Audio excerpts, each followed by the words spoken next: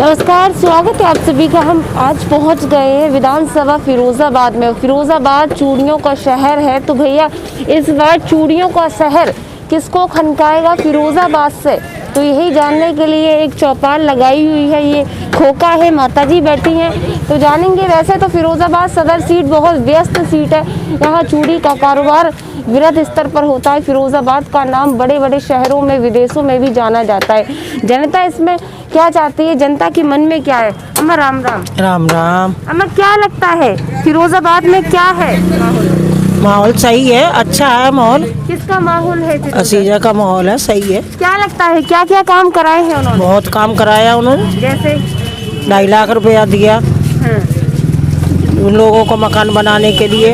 ई श्रमिक में भी आ रहे हैं पैसे, और वैसे भी 500-500 रुपये दिए मजदूरों को। और ई श्रमिक कार्ड भी बनाया, लेबर में भी बनाया। राशन भी 2 बार महीने में फ्री मिल रहा है, और मतलब 500-500 रुपये विधवा पेंशन भी दे रहे हैं। सड़कें भी विकास भी करवा रहे हैं, अच्छा काम हो रहा है। ये तो आपने उनकी खूबियाँ बताई। अगर मैं जानना चाहूँ कि एक कमी, तो क्या कोई एक कमी है? हमें तो यहाँ कोई कमी नजर नहीं आ रही। हमारा तो भैया स्वागनगर बहुत अच्छा एरिया है, ऐसी कोई कमी नजर नहीं आई। कोई कमी नहीं, कोई नजर नहीं आती हमें तो।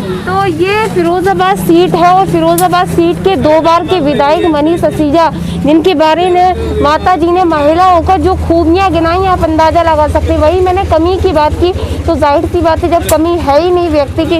माता जी एक तो कमी उसका काम बोलता है, काम बोलते हैं, काम बोलता है। उस आदमी का काम मॉर्निंग में, सुबह मॉर्निंग में ही अपने उसमें कहीं भी उसको दुख में सुख में कहीं भी बुला लो, अकेला बंदा चलता है। क्या लगता है तीसरी बार भी वो अपना भाग्य आजमा रहे हैं? बिल्कुल बिल्कुल साथ है, बिल्कुल। तो ये नाम बता दीजिए माता जी अपना। मेरा नाम शकुंतला है। शकुंतला, तो ये शकुंतला जी हैं। और लोगों से पूछेंगे, जानेंगे क्या माहौल है यहाँ का, और क्या कुछ कहना चाहते हैं। भाई का नाम क्या है? देवेंद्र अरोरा। अरोरा जी, क्या लगता है अरोरा जी, फिरोजाबाद में चुनाव बहुत नजदीक है, तीसरे चरण के मतदान होने वाले हैं 20 फरवरी को। माहौल क्या है फिरोजाबाद का? माहौल तो ये टक्कर की लड़ाई है। नसीब है जो हमारे माननीय असीजा जी हैं, चेयरमैन भी रह चुके हैं 3 बार। और जब जो ये चेयरमैन पद पे थे, तो सुबह मॉर्निंग में इनके घर पे कोई भी व्यक्ति जाता था, तो इनके घर से जो मैसेज है इनकी असीजा जी की, तो इनसे पूछते थे कि भाई साहब कहाँ मिलेंगे चेयरमैन साहब, कि वो कहीं नाले पे पड़े होंगे। अच्छा, ऐसा क्यों? ऐसा ही हो कि वो खुद वर्कर के संग नालों में खड़े होकर सफाई करवाते थे।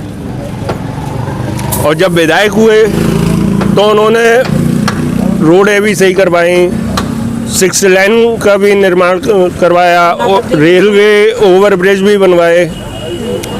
झेड़ा जाल लाने वाले भी यही हैं असीजा जी, और इसलिए उन्हें भागीरथी भी कहा जाता है। हाँ जी, बिल्कुल कहा जाता। और उसके बाद देखिएगा कि हमारा खुद अपने ऊपर लेके चलता हूँ, मेरा खुद का छोटा भाई एक्सपायर हुआ था, ये नोएडा में थे रात को, ठीक है। तो मैंने इनको फ़ोन करा, मैंने ऐसे ऐसे बात हुई है विधायक जी, बोले कि ठीक है आप सुबह 6 बजे, बोले कि मैं अभी निकलूँ, मैंने अभी मत निकलो, आप रात को 1 बजे, सुबह 6 बजे अगला बंदा यहाँ फिरोजाबाद के अंदर था। तो हम लोग कैसे भूल जाए इस बंदे को? अकेला बंदा। क्या लगता है फिरोजाबाद शहर को विकास की ओर, खुशहाली के रास्ते पर ले जाने का सिर्फ यही चेहरा है? यही चेहरा दिख रहा है। तमाम लोग हैं दौड़ में, क्या तमाम लोग आते हैं, मगर उसमें जो हमें चेयरमैन चाहिए, जो हमारी बात, दिल की बात को सुने, जो हमारी समस्याओं को सॉल्व करे, वो व्यक्ति चाहिए हमें। ये नहीं है कि हमने जिता दिया और हम उसके दरवाजे पे जा रहे हैं, अंदर से मैंने कह दिया कि है नहीं है साहब, आधी रात को खड़े। ठीक है। कमी की बात करूँ मैं, कमी क्या है? कमी कोई एक कमी हो? कोई कमी नहीं है। हम उसकी कमी नंबर की बात करूँ, 10 में से आप उन्हें कितने नंबर देना? 10 के 10। 10 के 10 जी। इतना कॉन्फिडेंस? जी, बिल्कुल कॉन्फिडेंस है। फिरोजाबाद की अगर बात करें तो देखिए, यहाँ मैं अभी फ़िलहाल 2 लोगों से मैंने बात किया। ये खोका है, महिला है, माता जी हैं। सबसे पहले मैंने माता जी से बात की और माता जी से जाना कि माहौल क्या है। जाहिर सी बात है, महिलाएं अब राजनीति में ज़्यादा बढ़ रही हैं। जैसे कि कांग्रेस की प्रियंका गांधी जी ने कहा था, लड़की हूँ, लड़ सकती हूँ। तो इसका नारा भी महिलाएं जो है वो सच कर रही हैं। तो माता जी क्या लगता है, जैसे हम सुरक्षा की दृष्टि से बात करें, 5 साल बीजेपी सरकार रही, कैसी रही, क्या लगता है अब दोबारा यही सरकार होनी चाहिए? बिल्कुल होनी चाहिए। क्यों होनी चाहिए? इसीलिए होनी चाहिए, गुंडागर्दी कम है, गुंडागर्दी से बचाव है। नहीं तो यहाँ लड़कियाँ सरेआम नहीं घूमते, शाम को निकल नहीं सकती थी। सुहागनगर तो प्रसिद्ध एरिया है, बहुत ही बहुत बड़ा अच्छा बड़ा है। तो क्या लगता है यहाँ भी इसी तरीके का माहौल था? बिल्कुल इसी तरीके का माहौल था। बच्चे अपने लड़कियाँ निकल नहीं सकती थी, बड़े आराम से निकल रही हैं।